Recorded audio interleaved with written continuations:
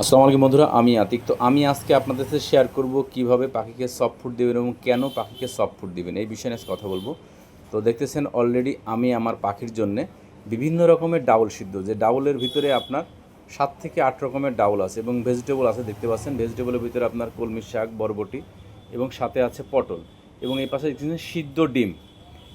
এই সিদ্ধ ডিম অবশ্যই আপনারা পাখিকে দিবেন, বিশেষ করে যখন আপনি পাখিকে বিডে দেবেন বা ব্রিডিং বক্স লাগাবেন, এই সময় পাখিকে কিন্তু প্রোটিন জাতীয় খাবার পাখিয়ে দিতে হবে। এবং অবশ্যই আপনারা অর্গানিক হার্বটা ইউজ করবেন, কারণ পাখির অর্গানিক হার্ব দিলে পাখির হজম শক্তি ভালো থাকবে এবং পাখির আপনার রোগ প্রতিরোধক ক্ষমতা ভালো থাকবে এবং পাখির এর ক্যালসিয়াম, আয়রন, প্রোটিনের ঘাটতিটা পূরণ করবে।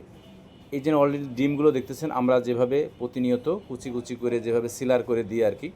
তো আপনারা চাইলে কিন্তু এভাবে পাখিকে ডিম দিতে পারেন, বিশেষ করে সিদ্ধ ডিমগুলা, এবং এর সাথে আপনারা যদি এক্সট্রাভাবে ফর্মুলা এগ ফুডটা দিতে চান সেটাও দিতে পারেন, বাট আমি এক্সপার্টের এগ ফুডটা ইউজ করে থাকি। এবং আমি কিন্তু এই সফট ফুডটা সানকুনোর, রিংনেট, লাভবার্ড এবং কোকাটেল সব পাখিকেই দিব।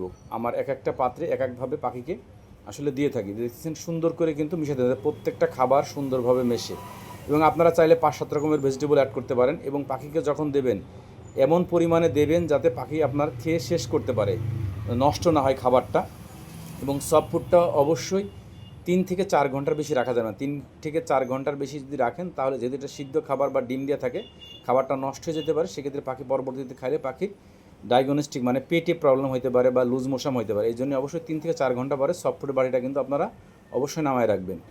আর আপনাদের যখন পাখিগুলা এই ধরনের খাবার দিবেন, পাখির হেলথ অনেক ভালো থাকবে এবং পাখির বাচ্চা যখন আসবে, বাচ্চার গ্রোথটা অনেক সুন্দর আসবে এবং পাখির ডিমের পরিমাণ বেড়ে যাবে এবং ডিমের ফার্টিলিটি কিন্তু বাড়বে। এই জন্যে আপনারা এই ধরনের সফট ফুড কিন্তু পাখিকে খাওয়াবেন, কারণ পাখিকে ভালো সফট ফুড না দিলে পাখি থেকে কখনোই ভালো রেজাল্ট পাওয়া যায় না। ভালো খাবার দিলেই আপনি পাখি থেকে ভালো কিছু পাবেন। অলরেডি এটা কিন্তু আমার লাভবার পাখিগুলোকে দিব। সবাই ভালো থাকবেন। আসসালামু আলাইকুম।